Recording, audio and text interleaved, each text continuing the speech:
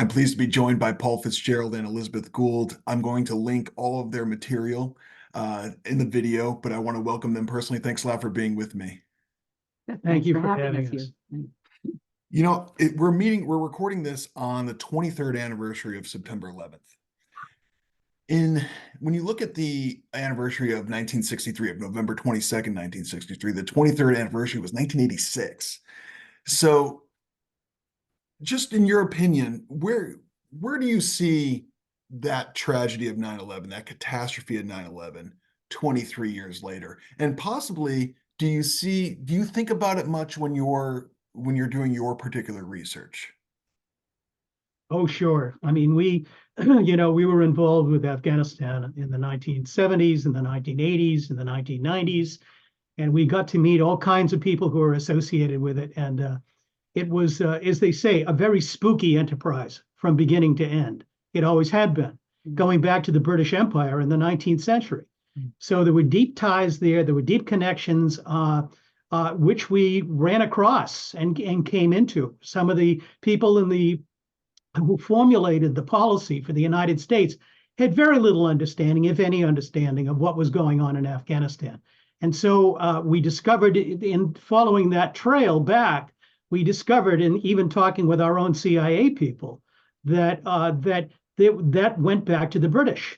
Whenever they needed help on anything that was outside of their purview, they went to the British for help. And the British had been there since, well, the East India Company began its incursion into India in the 1600s. So, you had this progressive process that went on, and this antagonism with Russia. Russia was moving down from the north, and the British Empire was moving up from the south. And India and Afghanistan made the British Empire fabulously wealthy. I mean, they created the British Empire. They referred to it as the Raj. And that was, I don't think that was understood. British history is not really delved into by American schools, certainly. Well, I'd like to just make a quick point for your audience, because many people don't really understand that there was a first engagement in Afghanistan that preceded the 9/11 event. And that was December 27th, 1979, when the Soviets crossed the border into Afghanistan. That's what we actually connected to. And what we discovered, not only about the entire narrative creation process that comes out of the mainstream media and how totally corrupted it was back then, but the other thing we really engaged was the lack of Americans having any perception at all about what was going on in Afghanistan. Now, in that case, they perceived it to be a Soviet problem, and that America's role in it was really not understood.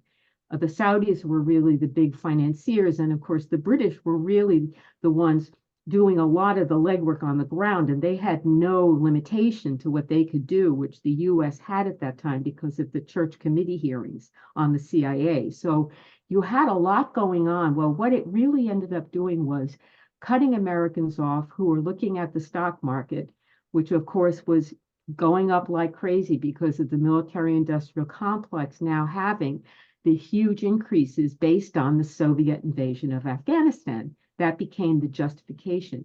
But nobody knew at the time, and we certainly didn't know for sure, although we suspected things were going, hidden things were happening, that the Soviets actually were tricked into Afghanistan by President Jimmy Carter's national security advisor, Zbigniew Brzezinski, who has gone on public record boasting about it.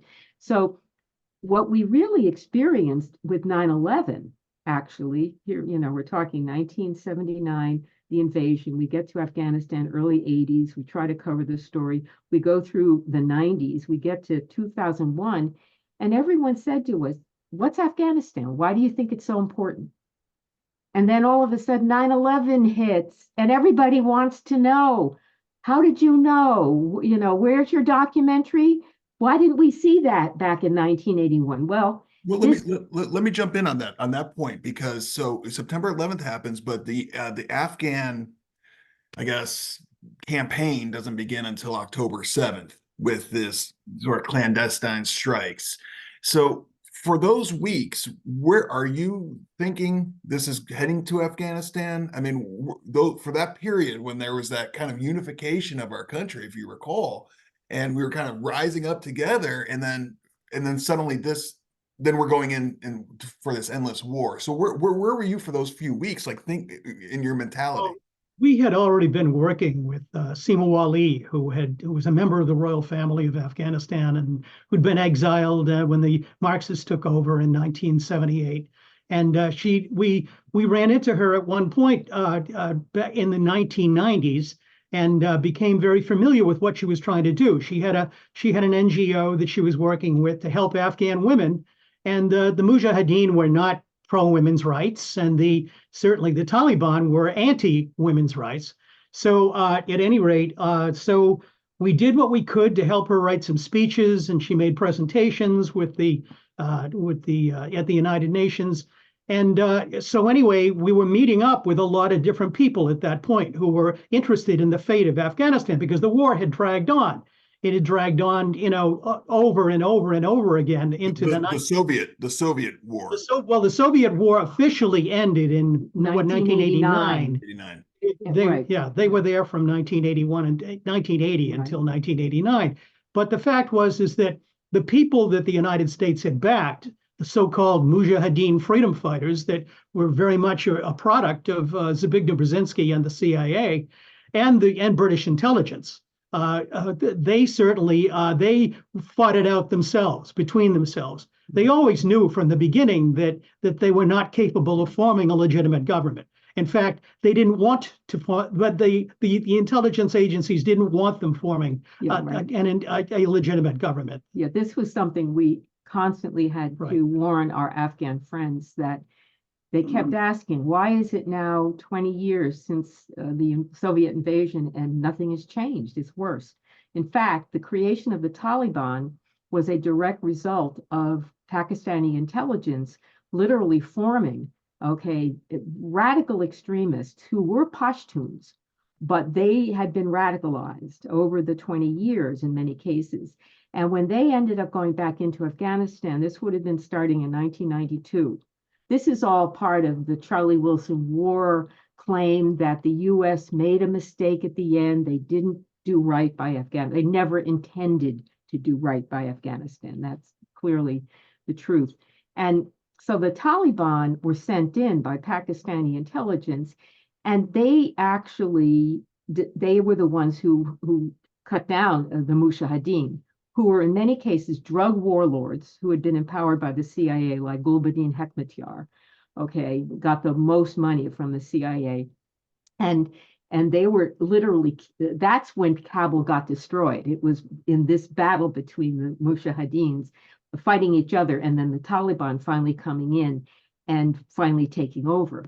Well, the Taliban, according to Chuck Kogan, who was the Directorate of Operations for South Central Asia from 79 to 84, he referred to the Taliban as a wholly owned subsidiary, Pakistani intelligence.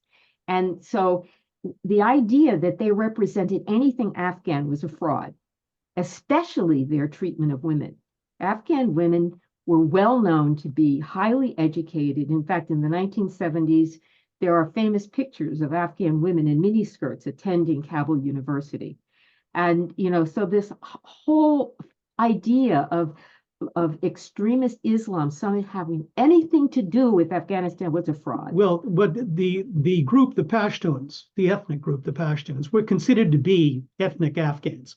They were the ones historically who were considered to be Afghans, as opposed to the Tajiks, who were right next door. There was a very large population of Tajiks and Hazaras in Afghanistan, but the dominant one were the Pashtuns. And they were the king. The royal family was Pashtun. It went back a couple of hundred years. And you've probably noticed that, that a lot of American imperialism and British imperialism, the objective was to break down the nation, to break down the nation state. And so this went on in the 19th century with the British, but when the 20th century, it became accelerated after World War II. We had the cultural Cold War in Europe. We had a cultural Cold War here. And so that was all part of the idea that in order for, the idea was is that we would create a one world government, a new world order in which everyone would go along from the top down, and the United States would lead that one world, new world order. Well, that's the pan-Islamists, by the way. And that's what the Taliban represented, really, were those who had really been during the 19th century, the British were really starting this process up of finding the disgruntled, populations within these Muslim communities, and they'd end up being able to insert this pan-Islamism. So they would be the ones who would be undermining the nationalist, okay, who was trying to hold the country together. And they were really being influenced by the imperialists, like the British Empire was very engaged in that. And the United States really had no interest in Afghanistan at all until after World War II. That really was something that we went through in the creation of our books about Afghanistan, was the idea that you can actually read the papers. Roosevelt sent somebody over specifically as an agent. He'd come up from Tehran, and this was 1941, 1942, to ensure that the United States had a relationship with Afghanistan. And you can read his letters, and he writes back to Roosevelt personally. This is like a stovepipe operation that Roosevelt created. And he wrote back to him and saying, I don't think the British want Afghanistan developed into a modern nation. He said, everything I proposed to them to help out, trade with the United States, and they don't have that much to trade to begin with. But the things that they could trade, we could make it easier for them to ship to the United States. And he said, they won't do it. And he says, I've come to the conclusion that they don't want Afghanistan developed. And so you really have this psychology going on with the British Empire, where it really is it's the gorilla in the room. It's not really talked about in the American media or even recognized, acknowledged. But even with He's that, got something. oh, Ask us. No, Yes. you can go ahead there, Liz, and then I'll go. even with that, Afghanistan was self-sufficient in food in the 1970s. There had never been a suicide bomber in Afghanistan. So what you're looking at is this corruption of the Muslim world to serve the purposes of, obviously, With this thing called political Islam. right. And the political Islam is the trick. When you see an Islamic extremist who belongs to this political Islam, as I mentioned, the Mujahideen, who are in many cases drug warlords, okay, you can't think of them as extremist Muslims. You have to think of them as criminals. Just like if you're talking about the Sicilian mob, let's say, you don't sit there and say, well, they're extremist Catholics. That isn't what you would say. That's not the issue. They're criminals. They have a criminal code and they honor it, but amongst the criminals. All right. And that means if they want to kill someone, they kill them and all the rest. And the extremism, and especially as represented by women's issues, okay, that has a lot to do with the Saudi evolution, that, the Wahhabism that was created, and that was, part of the foundation of the British agenda that helped to establish that British agenda of the pan-Islamism, which is very rooted in, I think, in the Saudi history. Okay, and they were the ones, of course, who were financing the Mujahideen. Not only did the Mujahideen end up getting all the money, but the Mujahideen were actually killing all the moderate Afghan political leaders to make sure that when this thing was finally over, there wouldn't be many left. And that was part of the operation that was well known. See, it's what they don't tell you that is what's really making the difference. I started reading British periodicals, the Telegraph, the Guardian, things like that, back in the 1970s, actually, to see exactly what they were doing. And they would publish, the Financial Times as an example, a lot of information that just simply gets ignored in the United States. I've got this article, I just happened to come across it again this morning in a file I had. And it's from August of 2013, and it's by Ambrose Evans Pritchard. He's an old line family involved with foreign policy for the British Empire. And the title of the article is Saudis Offer Russia Secret Oil Deal If It Drops Syria. Okay, this was in 2013, right before the overthrow in Ukraine, right before the West, but the United States started getting very aggressive against Russia. And that's what was going on. They wanted to, the plan was to get rid of the Assad family in Syria and get rid of all of these, that this is what happened in Afghanistan, this is what happened all over, this is what happened in Libya, various places. The leadership had to be taken out because there was a new rule in town. The World Economic Forum was taking over. And so this was part of a deal that was offered to Russia. Said, look, you're an enormous oil producer. You can take over. The Saudis said, we'll give it to you if you'll just let us have Assad. Okay. And Putin said, no, you can't have him. He's an ally of the United States, of Russia. He was an ally of the Soviet Union. You can't have him. And so that's when the tone changed towards Russia at that point. And so, but you can see what they were willing to do. They were willing to bargain away their leadership of the international oil industry and hand it over to Russia. So that was only 10 years ago, 11 years ago, that was beginning to happen. So that conclusion had come. So we've been living in kind of a new era since that happened because they realized the Russians weren't going to go along with the master plan. Well, let's go back to the Middle Ages. Having said all that, because we could keep going with this, but there's something in your presentation from the JFK conference last year that I want to touch on, which I don't know if anyone else has asked you, but it really struck me. And that's the assassination and martyrdom of St. Thomas Becket. Mm-hmm. This was in the Canterbury Cathedral of 1170. What about that struck you in relation to November 22nd? Well, first of all, that particular year was the year in which the Fitzgerald family came to Ireland en masse. The Fitzgerald family had been living in Wales. They'd been part of the Battle of Hastings in 1066. They were Anglo-Norman. They were Anglos at that point. They were Norman warriors, okay? And part of that expression of the struggle between the Normans and the Saxons and the Anglo-Saxons in Britain. And that all took place in the 12th century. And so, but the 12th century was also a very active time in terms of there was a renaissance in the 12th century. A lot of the Greek and Roman texts were being unveiled. There was an interaction in the Middle East because of the Crusades. For the first time in 1,000 years, Europe and the Middle East were connected again in a kind of meaningful way. And so as a result of that, the Fitzgerald family got very involved in Irish politics and British politics in the 12th century.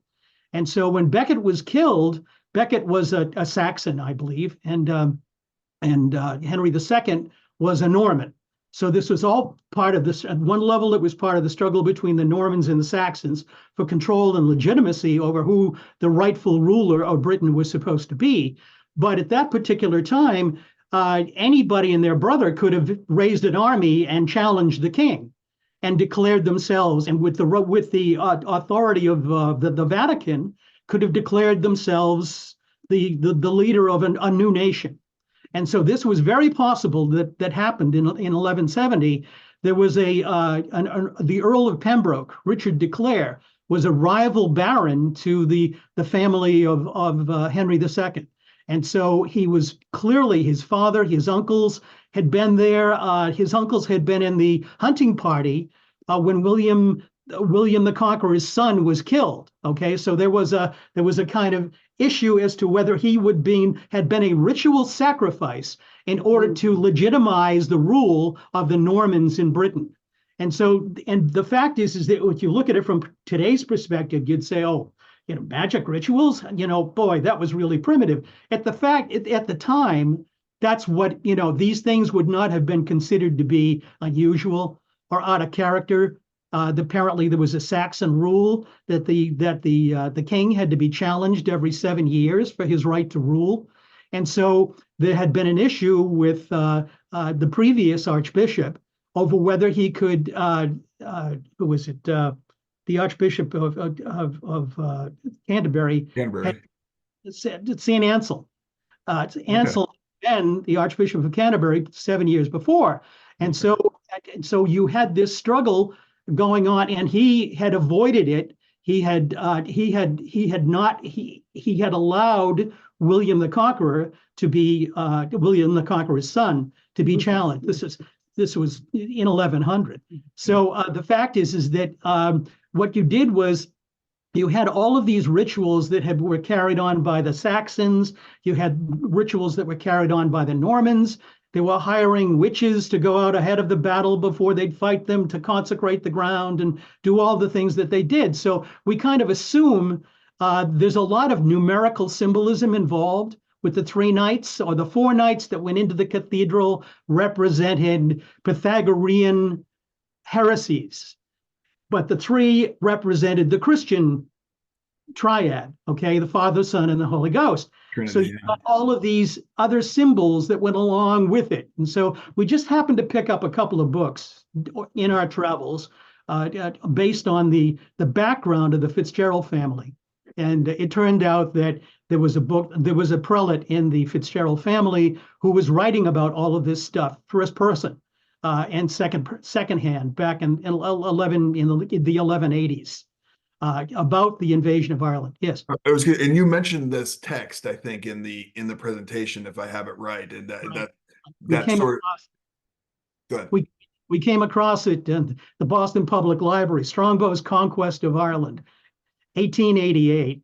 And they sent it out from Boston. We live in the suburbs. They sent it out from Boston. We couldn't copy it. We couldn't even take it out of the library. I think the objective was it was so old at that point. So I read through this thing and I said, this is absolutely, you can get it online now, of course. But I read through this thing and I said, I turned to a certain page and it said the list of the conquerors and the adventurers in Ireland in 1170 in Strongbow's Conquest.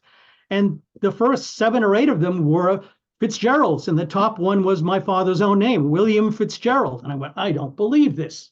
I said, Liz, my family still has a farm in southwestern Ireland. Okay, my grandfather left the farm in 1900 and came to America, went back in 1957, and he had left it in the hands of his brother. And this whole thing about the oldest son gets everything under this rule.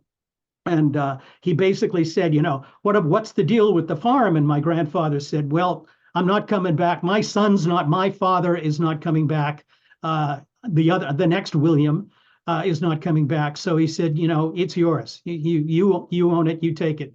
So at any rate, it's still in the family, and family members kept, contact with that branch of the family for quite a while. An interesting little story about Abbeyfale is the fact that the last Earl of Desmond, who was beheaded and ended the Desmond Wars in 1583, that was the last place where he wrote to the Queen Elizabeth, trying to create a deal to get out of the mess that obviously was just about to be. He had a castle down the street and around the corner from my grandfather's farm. So, it's all right there, and nobody thinks much about it. The cattle are grazing in this area and everything else. But when you actually start to dig into it, and then the fact is, I had been an English major when I was at Boston University back in 1969, and I'd read all the stuff about the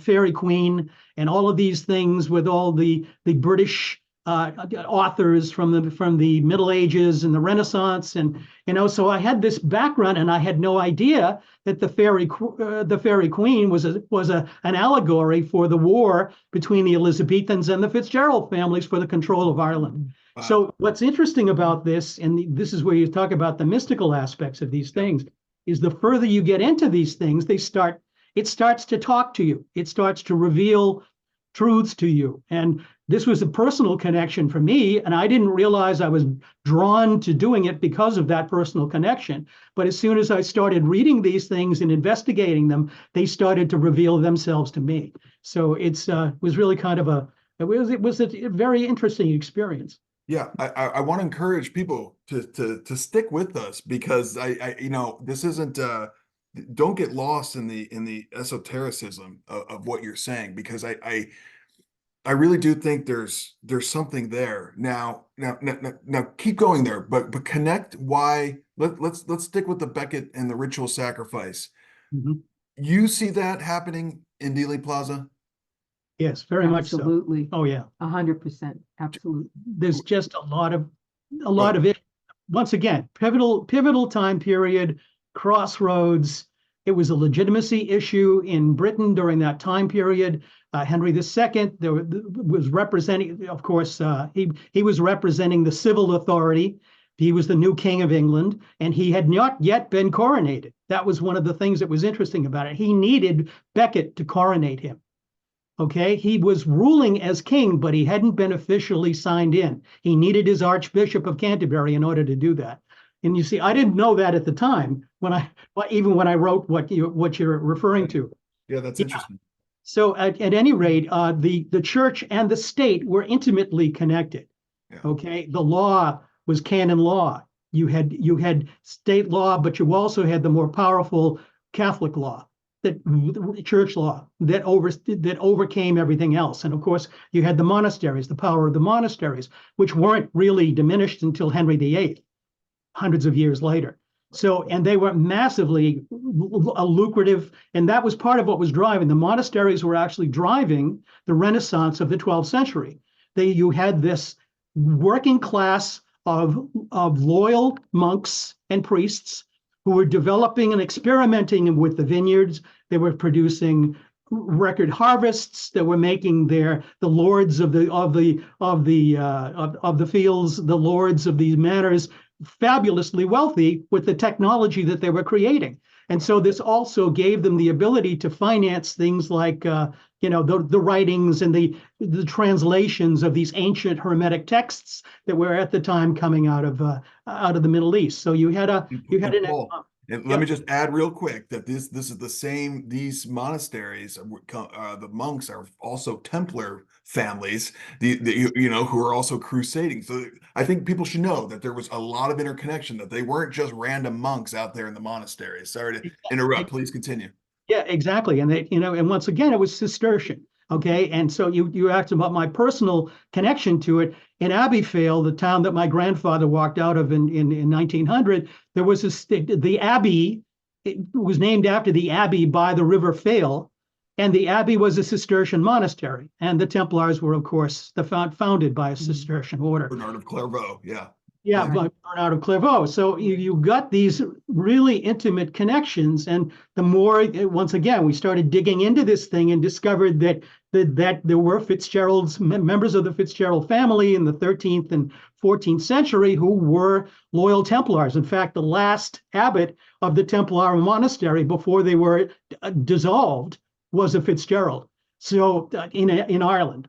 So, once again, these are incidental an things. interesting little fact, though, and to bring it to modern times and back again, it was discovered during the Bush administration that the Bush family was directly connected to Strongbow. Related to. Related to Strongbow. So here you have, again, this idea about the JFK assassination and the personal connection that the Bush family has going back to the exact same location that the Fitzgeralds were engaged in. And of course, we know that what happened with the Fitzgeralds was they became associated with the Catholic side of the world, okay, against the Church of England. And I mean, that is, unfortunately, it really is far more complicated than that. Many people think that the assassination of JFK was simply because he was a Catholic. It is far more complicated than that. And in fact, there are those who have claimed that the British Empire literally was created in 1583, and that was the year the last Earl of Desmond was beheaded. And it was said that Queen Elizabeth sat with his head all morning before it was spiked on London Bridge. And there are those who would consider the death of the end of the Desmond Wars was part of the sacred sacrifice process that we're talking about, and that what happened with JFK was in that lineage, okay, all right, where you have the inauguration of the British Empire in 1583, and on November 22nd, 1963, you have a ritual, a very, very complex ritual that screams that this was long planned. This could not just the actual activity of it, but the building of it, the actual building of Dealey Plaza was built for some sacred reason. Let's stop right there. This is okay. We only have about 5 minutes left, so we're gonna have to continue this with another session. But stick with that, because you just did a now. Did you do your roundtable and discuss the building of the structure of Dealey Plaza already? Is that something that you've already done? Or there was an individual that you had. Well, we've engaged it, and there is someone else who's done a kind of he's done mathematical. Right. Extensive mathematical mapping of the various angles that are involved in the Masonic numerology and that's sacred involved, numbers, right. and But this goes back to the Pythagoreans, right. and it's very much connected with Well, that. And also too, you've got at the astral aspects of it, okay, which are very much a part of the mythology of the Hermetic magic that was proposed, that was used. We could recommend, by the way, that if people are interested, we did Roundtable 33, which is the last one we did, and that is now presently on our YouTube channel. We have a website, valediction.net. If you go to it, on the left-hand side, there's a little click on to the valediction, to the Roundtable series, and you can go in to that, and there is a click on to the YouTube channel, and you can take a look at it. And we're dealing with many different aspects, including the ceremonial nature of the assassination, and why it is far more that it's beyond any doubt in our mind that this was a very highly developed and long planned.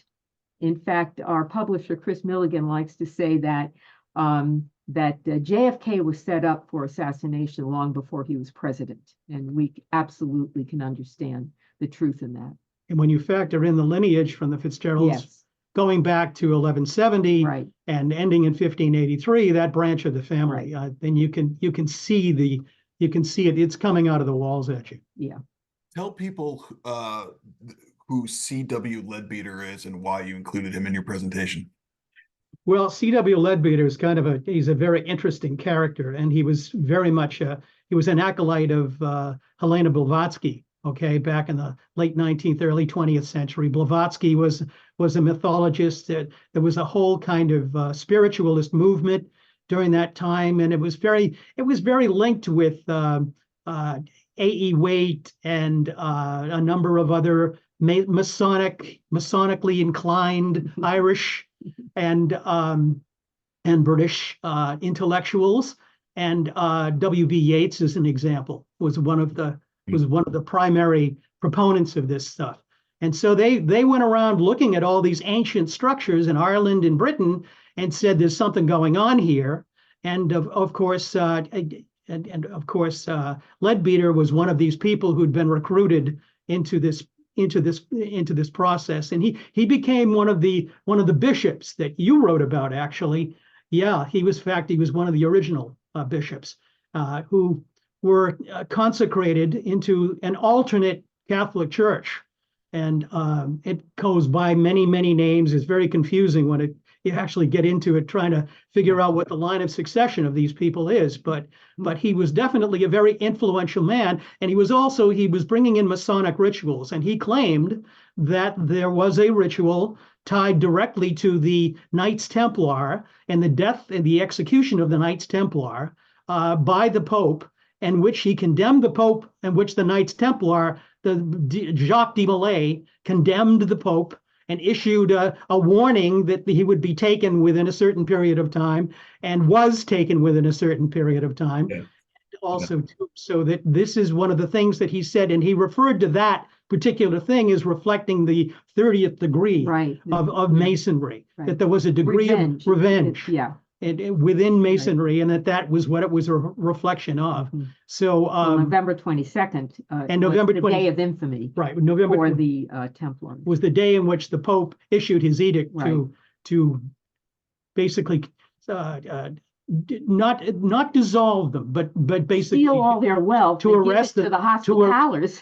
to arrest them and give them to the other knighthood. Yeah, right. Yeah. So Yeah, and it's a haunting line that Leadbeater that you mentioned in your presentation that Leadbeater says, where he says November 22nd, a date or ritual we still acknowledge today. honor. Yeah, we still honor. Mhm. Yeah, exactly. And he wrote that, that book was written in 1928, I believe. So these ideas, and as Liz mentioned about Dealey Plaza, Dealey Plaza wasn't really Dealey Plaza until the 1939, 38, 39. They rerouted the river. The river came up to the edge of Dealey Plaza. And what they did was they had a giant engineering project, and they wanted to have a gateway to the city of Dallas. And so that's what it was created for, the purposes of. I have to see if this is an old wives' tale, but I heard that Will Greer, who's the driver of the motorcade for JFK, Yeah. was also drove FDR through Dealey Plaza 25 years earlier. But I have to verify that, which is kind of Wow, that would be a fascinating piece of information. It wouldn't, well, let me put it this way. After what we've seen, it wouldn't surprise me. Right. You think these things are coincidences, but you discover that there's something else going on. There is this kind of quantum thing happening where once you start observing, the Right. observer effect. Right. Once you start observing a phenomenon, it starts interacting with you. Right. And science can't handle that. Well, one last question for now. This might be a simple yes or no. Does the name Raymond O'Brien, the Earl of Thomond, ring a bell? He was with the United Christian Nationalist Party. Have you come across this gentleman at all? No. Okay. All right. I'm sure if I look him up, I'd find something though. Yeah. for another time. Yeah. Time. But I want to thank Paul and Liz for being with me, and I do hope we'll join forces again. So thanks a lot for your time. Thank you you. very much.